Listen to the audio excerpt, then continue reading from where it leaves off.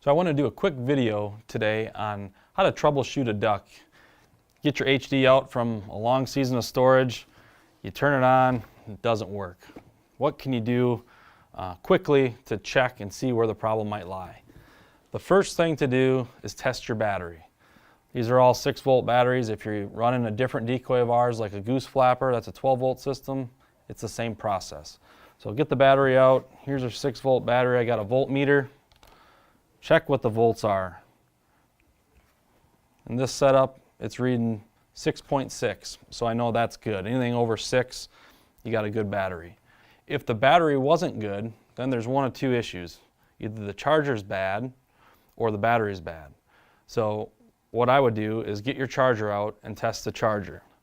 This is a 6-volt charger, so I know it should be reading over 6 volts. Again, just hook up the positive leads and the negative leads. Look on your voltmeter. This is reading 7 volts, so I know the charger's putting out the right amount of voltage to charge the battery. If this wasn't reading a high voltage or the voltage was 0, I know my charger's bad and my battery's probably good. In this situation, if my charger's good and my duck wasn't working, then that probably means my battery's not holding a charge. The next step is to go and check the fuse, which you can easily do in the duck. Grab the wires that are for the battery, and on the positive wire, you'll see a white cushion. You can simply pull that down, and here's the fuse cover. Undo the fuse cover, pull the fuse out, and check it to make sure it's still intact. After long-term storage, there might be a little bit of residue that builds up on the contacts for the fuse holder. Just take a small brush, clean it off, put your fuse back in, and you should be good to go. So we know the fuse is good, so let's check the switch. If you take the 4 screws out of this module, you can simply take the module off, get to where the switch is, flip the switch back and forth 3 or 4 times, just in case there's any residue on the contacts inside the switch.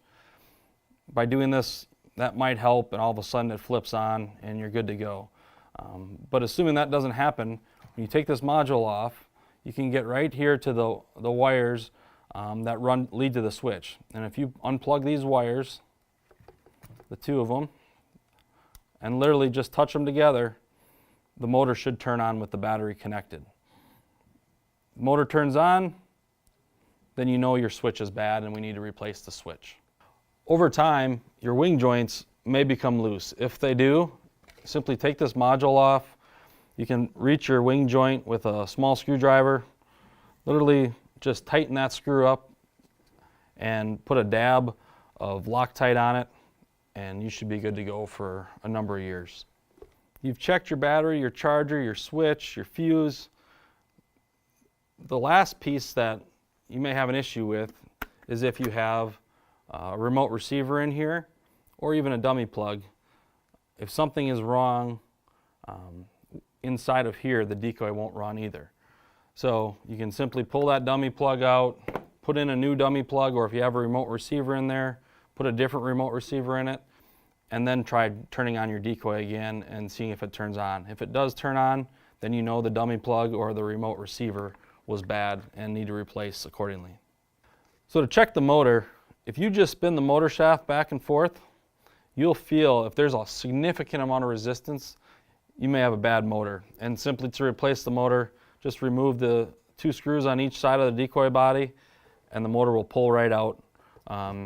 And replacement motors are available where you can literally just set it right back in, put your 4 screws in and connect 2 wires and you're ready to go. And just a few tips on storing your decoy. First, make sure it's dry, fully charge the battery, and then disconnect the battery from the motor leads.